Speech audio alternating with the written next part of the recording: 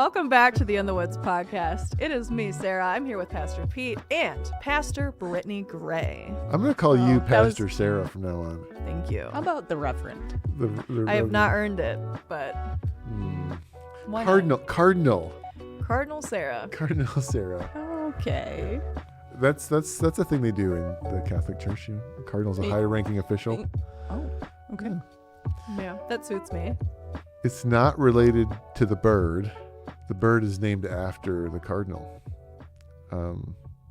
Because the cardinals will wear red, they named the red bird a cardinal. But the cardinal actually has something to do with they wear hats? Virtue or direction. I don't know. We'll look into it when you start doing announcements. Cardinal Sarah is going to get a funny hat and do announcements from now on. That's what we've decided.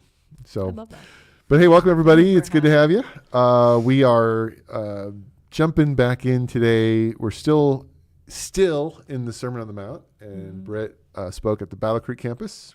Kim Reed spoke at Marshall. Both of you touched on the section where Jesus talks about anxiety and worry a little bit today.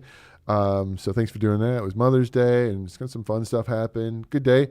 One thing that happened was, like, if you're listening or watching this podcast and you notice this, I actually am very proud of you, and that's a good thing. We're actually out of order. So if you're following along in your Bible, the whole section on judgment that we did last week is actually flipped. And the reason we did that was because initially it started with my wife, who we were sitting in my living room, and I was telling her, I was like, I'm trying to think about how to talk. Where do I take the concept of judgment on Mother's Day? And she goes, don't. No, I'm going to. She's like, no, don't. And then once we started talking about it, we decided it would be a better, probably more, I don't know, whatever the word is. Yeah, appropriate, just land better to switch them and talk about this one on a day that a little more lighthearted, more visitors and things. So You're married to a smart woman. I'm married to a smart woman. Whenever she tells me don't do something, I listen every time, at least 40% of the time. So That's key. So we talked about the words of Jesus of you start off with therefore, and you kind of tied that to where we've been. Why do you worry, anxiety, those kind of things. So as you were getting ready for this message, Britt, this was something that we had already talked to planning you. We'd already planned on having you preach Mother's Day. So you were initially sort of like, we had some talks about where to take judgment. Then we pivoted kind of last minute. Did you find this an easier topic, or was it harder to lean into, or as you were prepping? No, I found this a lot easier. And actually next week's topic feels like it's very fitting for what we talked about yesterday. Yeah. No, this felt easier, especially as a mom of 4. I mean, you pointed it out when I sent you the message. It's easy to write about things that you're walking through. Yeah. Stories with your kids, things that I have done. And then as I was trying to tie in even just the conversation of what's in your jar, I kept thinking about, those time capsules. I don't know if anybody had those time capsules as a kid that you'd fill out for, like, in elementary school. You'd fill it with all sorts of stuff, and then you'd stuff it in there. Did anybody do that? No? Okay. We did at Woodland. I've seen one of them. We have a time capsule that was buried here like 30 years ago. And I was trying so hard to fit that into the message. And then I walk down to my basement, and I see these totes from my mother that are still sitting there that I've not fully sorted through. And it just clicked. I don't know. It's easier when you can write about your own story, and somehow it just seemed to all work out yesterday. Yeah. Hopefully, if you're listening to the podcast or watching it, you had a chance. But even maybe if you're someone who attends the Marshall campus, because Kim obviously took a slightly different direction, you were talking about in Exodus when God provided their needs with manna. He said, save some of it in a jar to remember. And really this idea of, like, part of us dealing with worry and anxiety is just remembering how he's taken care of us in the past. Yeah. And you were kind of talking about the way your mom would say mementos and things, and a card you'd found. What was cool is for me, on Tuesday, we have our regular staff meeting, and kind of threw that question out there of just like the question that you gave people of like, what's in your jar? What things do you look back on or you hold to remember God's faithfulness in the past? We talked about, did you answer that question in our staff meeting, Sarah? I don't remember. I didn't. You didn't. Is that because you had nothing to say, or you just not? No, I had something to say. Can I throw you on the spot here on the podcast? What's in your jar? What things do you hold on to remember when you're in moments of anxiety, look back on? I'm trying to think of like little physical objects. I think I do have one. I keep it in my jewelry box. I have a little piece of sea glass. So that's like one of my mom's favorite things to do was going and looking for sea glass. That's where she would go pray, and it'd be something fun that we do as a family. And different colors have different rarities, and it was always just fun to see like, oh, I found a blue, I found a green, I found whatever. So just special for our family. But I remember we were having like a walk along the beach, me and her, probably like maybe 2 years ago, and we were just talking about prayer. And I have more of like a playful, just conversational prayer life with the Lord. I love talking to him, and she was just like, you just have such a fun relationship with the Lord, and like I love hearing you pray, and sometimes I just don't, I'm inspired by that or whatever. And I said, yeah, just like I like to just ask him things, be playful. Like I'm like, Lord, just and I spoke out loud even in that moment. I was like, Lord, just send me a blue piece of sea glass, which is like one of the more rare kinds. And the next step I took, I bent down, and there was this bright cobalt blue piece of sea glass, and I picked it up, and I was like, see, Mom?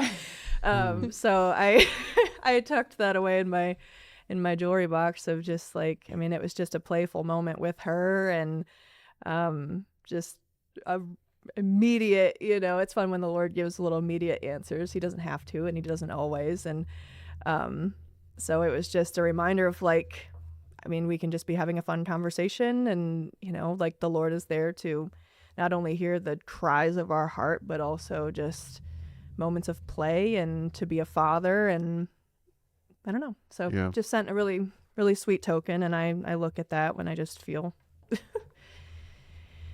in chaos or anxious. I was reading in Ezra this morning, random book, and there's this back and forth where after a succession of kings, people were challenging the Israelites whether or not they were allowed to rebuild their temple.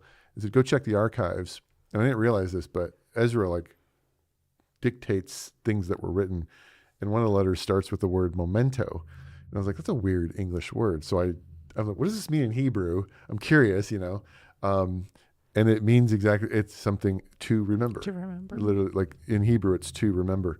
And a memento or memorandum, these ideas are things that keep this to remember this by. And one of the weirdest, like, we always, whenever you hear the word Ebenezer, you always think of Ebenezer Scrooge.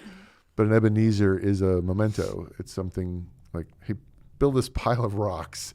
And whenever you walk past it, you're like, oh, yeah, God is faithful. Mm-hmm. God has done that for me. Put this in the jar, a memento to be like, bring it to my mind when I see it. In staff meeting, Britt, you had mentioned, I think if I remember right, like for you, that's maybe not as much stuff as much as more like journaling or writing things. Like, how does that work for you when you? Yeah, well, and I think we have to be careful because you talk about finding the sea glass. For me, it's a journal. It's different for each of us, right? The way that he speaks to us. Yes, for me, it is journaling, but it's a practice that took me forever to do on a frequent basis. I fought it for a long time because it just, I don't know, I found it boring. I didn't know what to write about. I didn't know how to write out a prayer. It felt pointless to me for the longest time. And maybe 2 years ago, I just started actively writing prayers. And for me, that is I can't remember which kiddo it was in the video yesterday, but I want to say she started the prayer like, hey man, or hey dude, like that is hey Jesus. Hey Jesus, maybe that's what it was. That People think, yes, there is a reverence and there's a holiness, but for me, I'm having a conversation with my dad. So yes, for me, it's journaling. It's the good, the bad, the ugly. And I said it at some point yesterday. I do it for myself because my spiritual amnesia is strong. I forget so quickly. And if I don't write it down, and then the next day or the day after that, I'm just having a crummy day, I'm so quick to forget the way he showed up just a couple of days ago. So I have to have those reminders. Yeah. There's a whole different direction we can take this conversation in, which I find interesting, not related to Christianity at all, more related to human brains. The concept of people who hoard, like hoarders, or shows about them, studies are showing that the thing that leads most people to do that is the part of a more traditional brain's way of memory is like storing images in your brain. Some people's brains literally store memories With the physical? in a physical thing. And it's almost this way of your brain categorizing. And what ends up happening when it becomes unhealthy is a fear takes over that if I don't hang on to that memento, then I'll forget and I'm actually losing an important memory. So they end up keeping everything as opposed to just having some mementos. So hoarding is that part of your brain actually getting unhealthy and going too far. Because I'm keeping a newspaper from, 1984 just in case. Like, whoa, hold on. No, you can let some things go. If that's a problem, I think I have the opposite problem. I don't keep anything. You get rid of everything? I don't keep anything. What about pictures? No, I don't take pictures. I don't keep pictures. Nothing is important to me. I have no mementos. I have no, nothing is like, oh, I need to hang on to this. But it does come back to bite me sometimes where I'm like, someone will say something like, oh, I completely forgot about that. Oh, I didn't. I have this thing. Journal though. Yeah. So journaling is the closest thing I have. But I don't put it's not like a thing, like I got to keep this thing. Mm-hmm. But I understand I'm not like, oh, I just have never, I did have a very strong, comparatively, I had a very strong memory, more than most people in my 20s and 30s. Mm-hmm. Like things like languages and information and school was easy for me. And I'm like, I never need to keep anything. And I got into my 40s and I'm like, oh, crap. I can't remember anything now. I got nothing. So, yeah, I don't know. But journaling is helping. So it is amazing, like how because I'm very memento. I mean, we talked about that on the podcast even before. I just think physical objects are cool. But I mean, even just, it's been interesting, like even since my mom passed, like I wouldn't have thought that some of the things would be sacred, like you look at all of your, like I have a bunch of totes from my childhood too. Like, she labeled like 1 through 10, like tons of totes of my childhood and, pictures. And it was funny because like literally like the moment she passed, like I started looking for anything and everything to hold like, on to, going back to like, do I have anything handwritten? Do I have anything? And I wouldn't have thought about it the day before, So like even just her wherewithal as a parent, even because like when you're writing a letter to your child, like, I have one from like 2001, like you wouldn't think like, she's here. I know what her handwriting's like. I know what she sounds like. What's the big deal? It's nice that, it's sentimental, but like now it's like, I don't know. So like even the memento thing does, like memories aren't just for you, like the power of just even someone's forethought to leave something, not that we have to hold on super hard or be unhealthy about it, but the switch in my brain was wild. Like I take a bunch of pictures and even I'm looking through my phone of like, man, I wish I would have just for a second pulled out and took one more selfie. Yeah. Or whatever. So I don't know. It is interesting. But that's the whole concept of heirlooms is like, it's not just like, here's valuable stuff. It's here's stuff that remember me by and hold on to. And they don't matter until they do. Like they are worthless until they, one day makes them everything. Which, bringing this back around is interesting because so many of the things that might have connection to things that God has done in your life are worthless junk until your life is getting crazy. Well, and you need something to grab onto. yes. Yeah, when you talk about your mom passing and that day, you're like scrounging through everything you have to find a piece of her.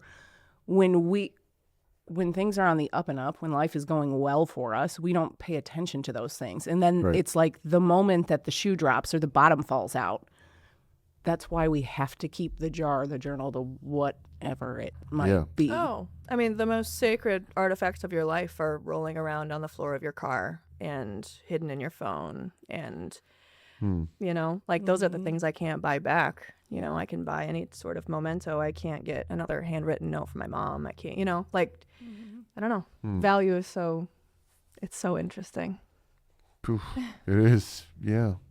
Because value, as we even saw a few weeks ago, is what brings goodness to your life. Yeah. And in certain times and seasons, different things do. But yeah, like the idea of like feeling worry, feeling fear, feeling anxiety.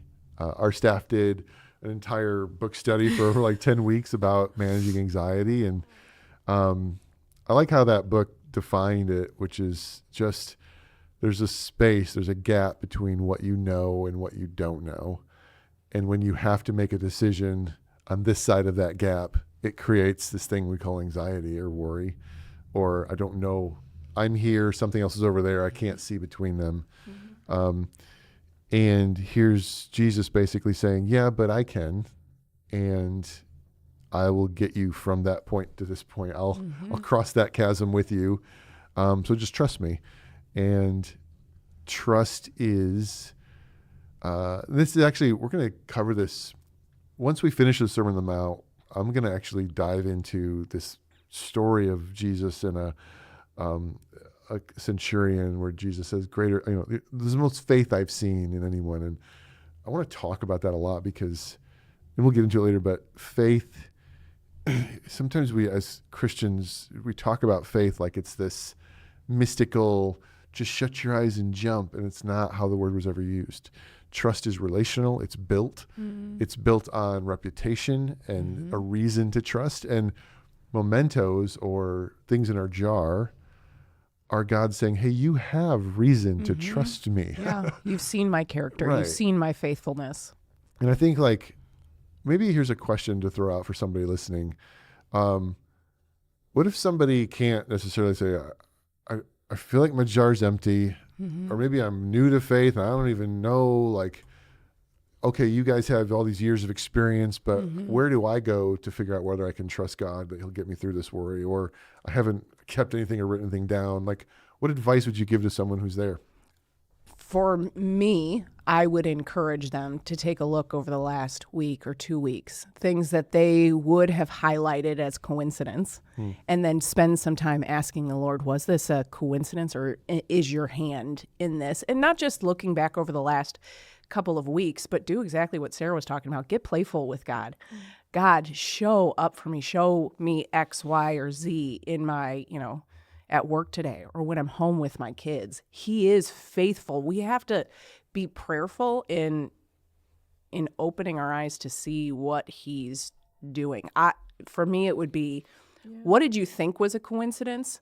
And then figure out where was his faithfulness in what you thought was a coincidence. It's not a coincidence. I don't believe in coincidences. You have thoughts on that one, Sarah? Yeah, I would say like faith being an ongoing conversation is so important. Like you said, like pray for open eyes. If you're just praying for a result, you're going to be, maybe you'll get what you want specifically. Maybe you'll be very disappointed, like, I mean, I keep going back to, what we've been through, but like, I mean, we prayed for 2.5 years over, cancer. And so like one of my prayers was, of course, healing, like show me your healing. And then like the rest of my prayers were like, show me where you are, like show me the things that are bigger than than my tunnel vision for what I want for our family, for this. And that ongoing conversation with the Lord, like, even though we didn't get the result that we wanted, right?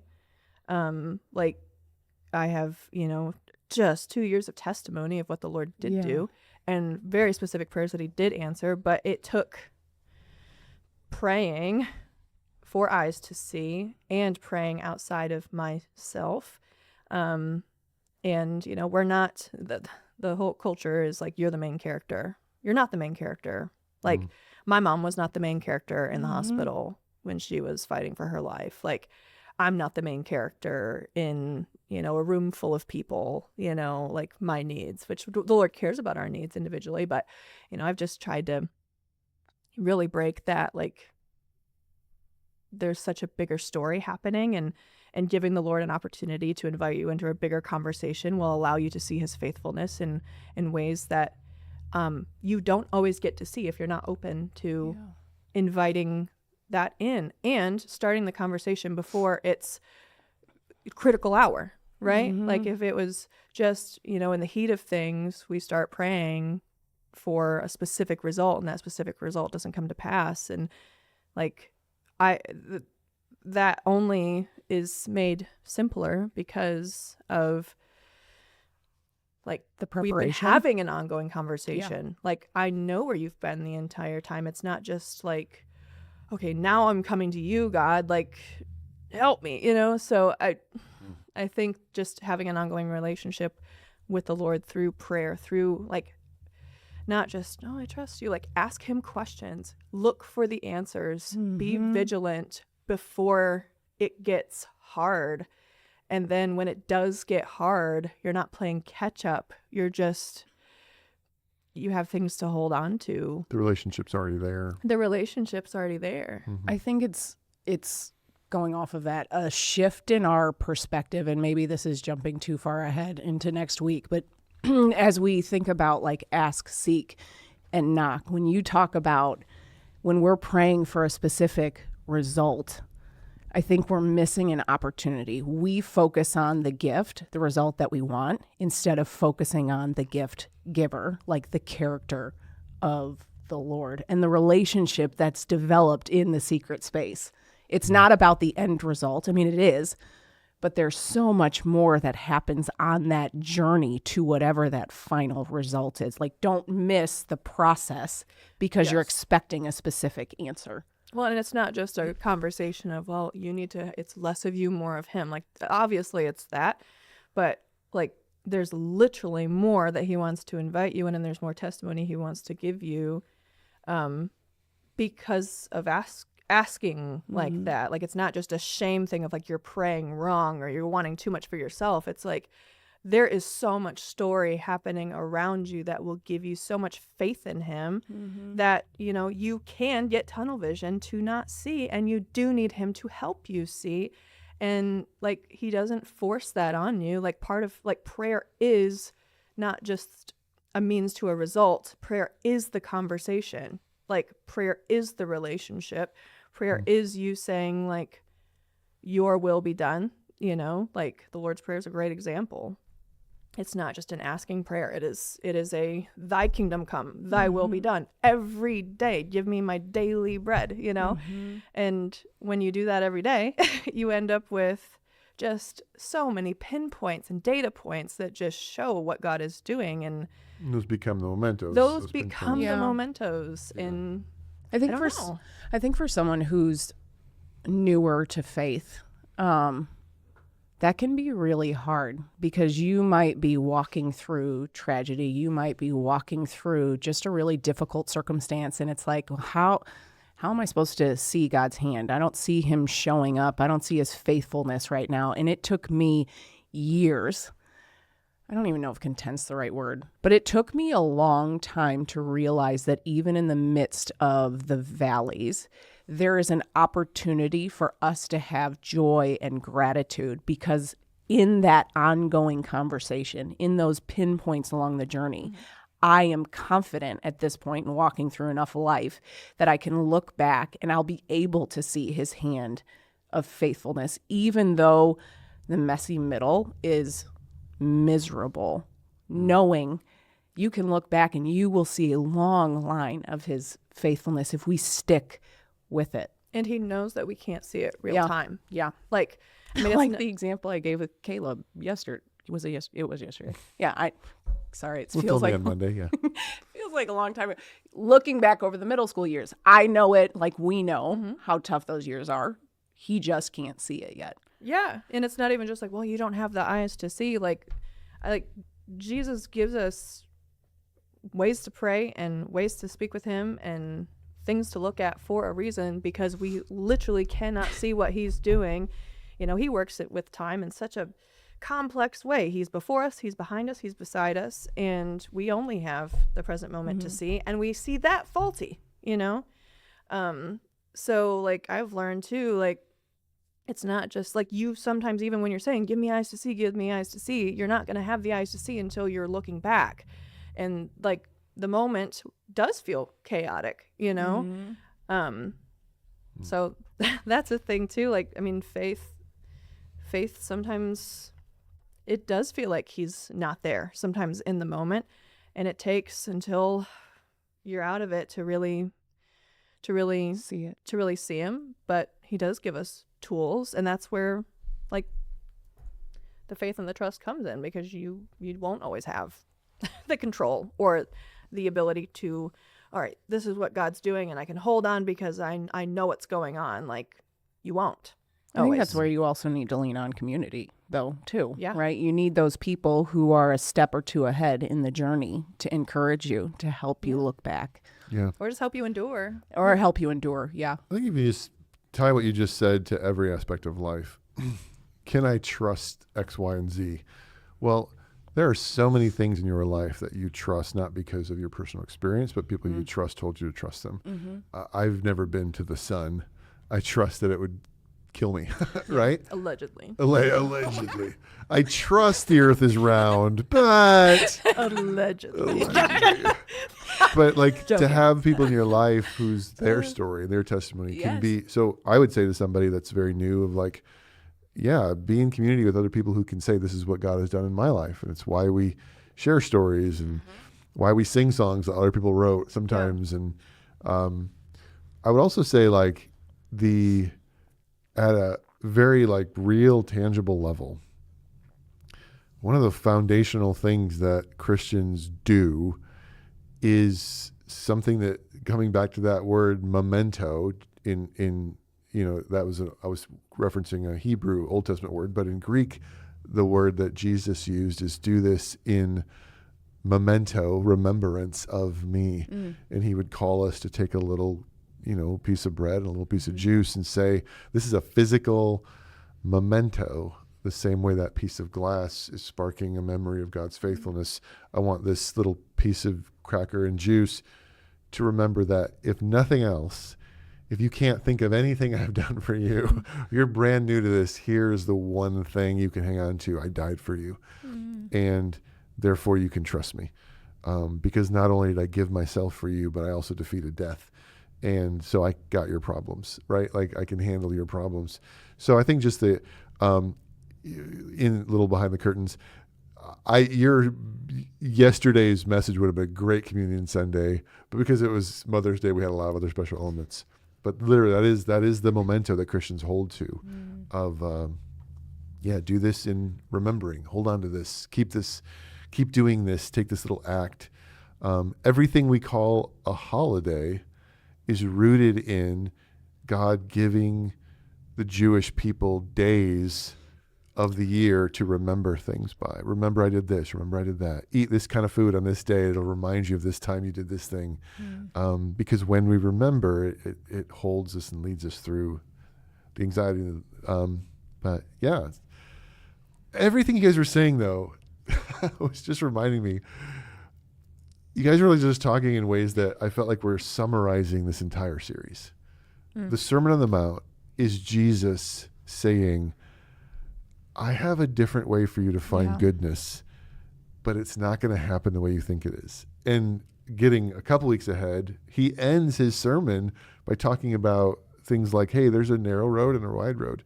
The wide road makes a lot of sense and gets you the thing you want right now and doesn't have to worry about anxiety or fear or uncertainty. Just go take it, follow the crowd to make yourself happy.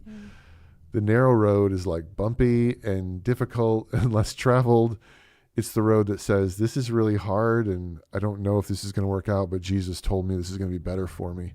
So I'm going to walk this road. And like, I'm going to follow this crowd, these people over here who say that it's better. And everything you guys were just saying about like the uncertainty, the mystery, all like what actually will bring goodness, not necessarily getting the answer to prayer, but the journey of prayer itself being goodness. Like it's a different way of looking at life that Jesus offers us that ultimately is like, all right, you going to trust me and try it? Yeah. Live by faith. I love what you said too of like, he does, like our mementos would be so different from each other's just because of what we need to hold on to, what we struggle with. Like, you know, I've always been a very anxious person. It's funny, I'm wearing one of my mementos. I forgot I was doing that, but like this is an ancient Roman coin. It was struck during Constantine the Great's rule. So It's it a was necklace like, you're holding up for those that are yes, listening. I'm holding up a necklace. It's like a bronze coin from I think it was like 320 AD. I don't know, but very cool. Did you have it made into a necklace or did you buy it like that? I bought it as a necklace, Okay. but it's a guy that makes Cool. coins into necklaces. But I'm a very anxious person, and you know, like even what we talked about, like the tunnel vision that we get through anxiety, like anxiety just moves you into yourself, and we all know that focusing on ourselves is just, I mean, that is one of the loneliest, most anxiety inducing places. That leads nowhere. That leads because you can't help nowhere, yourself. you know? Spiral. So I mean, part of this like that I thought was so cool. I love ancient things and just the fact that like, I mean, you know, all of Constantine's personal politics and all that aside, it was a big That's our next episode. it was just a big piece of history even for like, you know, Christianity.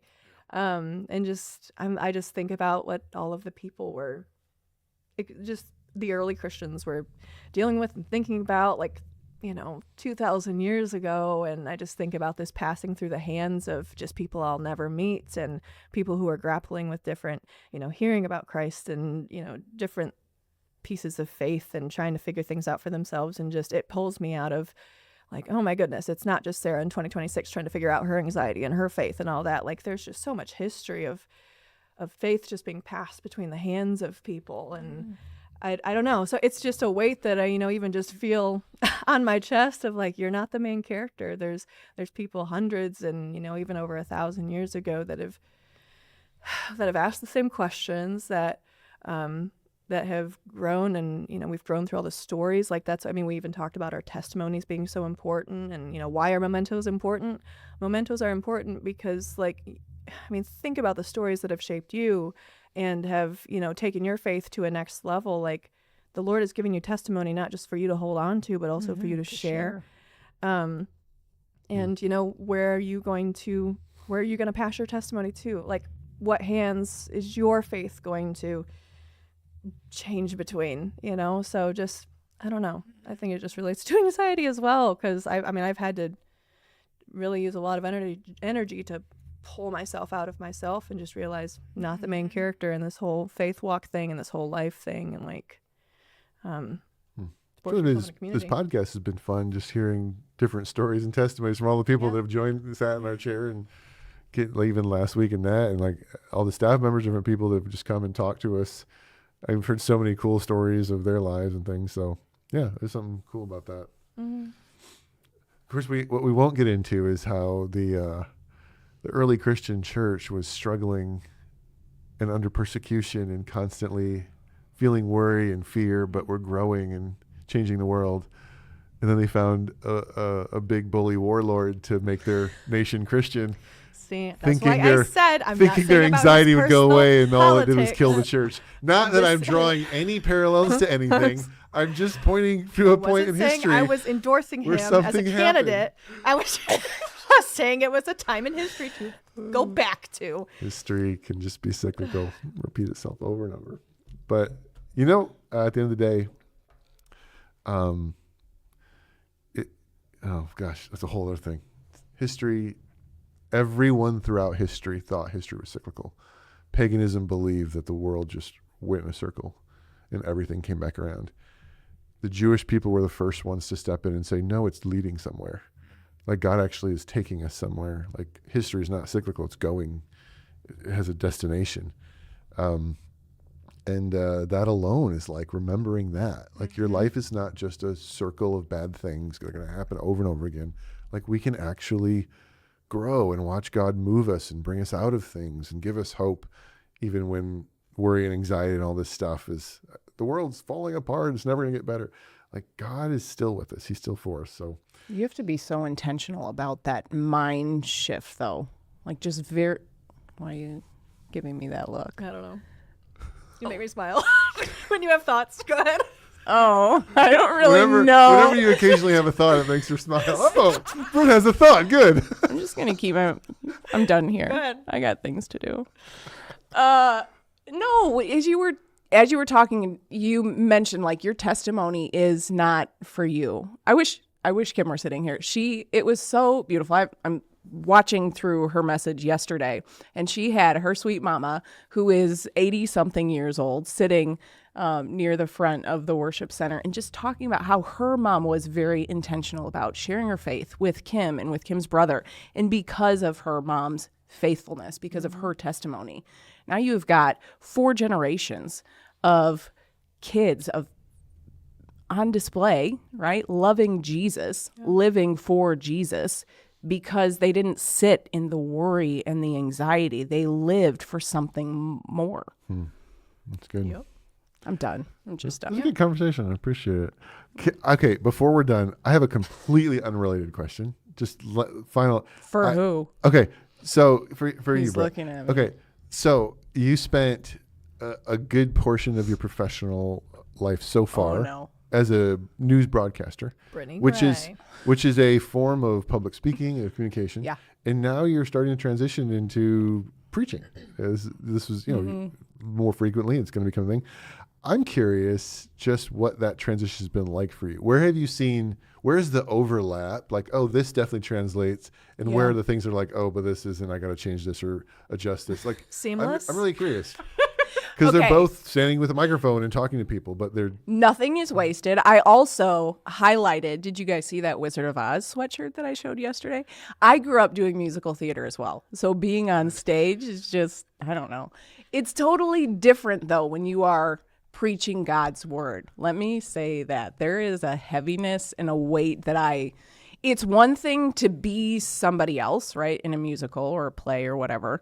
It's another thing to be looking at a camera with, like, I can't see the other people. I'm staring into a camera when you're on news. It's another thing when you have a congregation sitting in front of you knowing I'm preaching God's word, and I know God can take what I'm saying and spin it, right? Like he can do it. But there's just a heaviness and a weight. So it makes me nervous.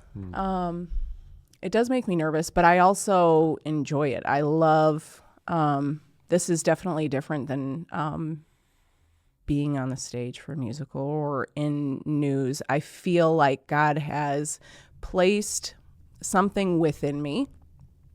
And I love that he has, even in I've walked a really difficult journey, but I feel like, again, looking back, looking at my jar journal, he's using those moments now in 2025, 2026. And so I enjoy getting opportunities to preach. I feel like I am a little bit more comfortable than someone who doesn't have that background, because speaking You have much better diction than any of us, for sure. it comes a little His bit voice more does come out. naturally. Yes, Sarah makes Even more than when you're hanging out with you. Like when you're on a stage, like the pronunciation of words, Really? it just becomes like, it's clear like you've been taught and like learned. So I'll get through something You talk like right when you're up there.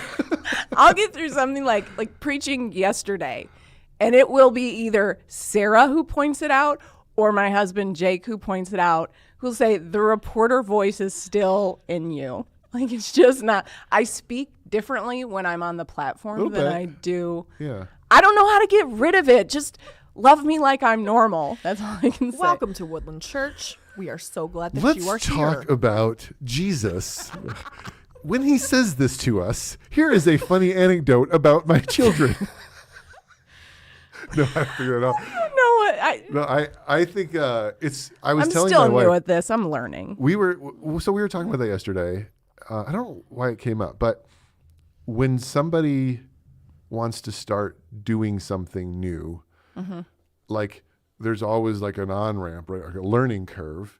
And what's interesting is like for most people that I've ever met, the learning curve to preach is all about learning to get in front of people, to not say 95 times, to not play with your hair the way I was used to. Like, and sometimes like the learning curve for me was how do I be Like present yourself. rhetorically professional on this stage. Sure. And what was easy for me is, well, no, I'm sorry, that's wrong. Not easy for me. Like I had the other background, right? I kind of been working in church for a long time. You're sort of coming at it from the professional ability to speak from a stage. Now you're filling in all the, how do I turn that into like preaching a message and things like that. It's interesting. Like you have a different, but it seems to me a much easier on-ramp than someone that has never tried to talk into a microphone before. You've already got the hard thing so down. It's kind of cool. So I like that you're nervous about like the heaviness of it though. Like, I mean, Right. because it's one thing to have to work through all of like the quirks and the tics of being in front of people for the first time, but like feeling like, yeah, I'd hope you'd be nervous to well, carry that's the biggest scripture. difference from going from the news to preaching is when you preach, you actually have to care about the truth. Yeah. Oh my gosh. Okay. Not that I don't trust the news Cut this by out. any means. So reliable. I'm not even going to comment on that. It's not the news's fault. It's our culture's fault. It's Pete's We fault. just don't care about looking for sources that understand how to do proper journalism anymore. Oh my gosh. Is this the direction we're taking this? Do you not No, agree with it's me? Do you disagree with me? I'm not commenting. I There was plead this- the fifth. For many, many years, there was a standard of what someone should do before they presented themselves as a giver of news and information. That standard is out the There window. have It's gone. been we don't have changes. time for it All you anymore. need is a You podcast. have to be this. You could be That's three idiots so- sitting in a church with microphones saying whatever you want. That's terrible. Truth takes time, Pete. We don't have time anymore with our There you go. attention spans and Well, we also necessary just deadlines for yeah, culture.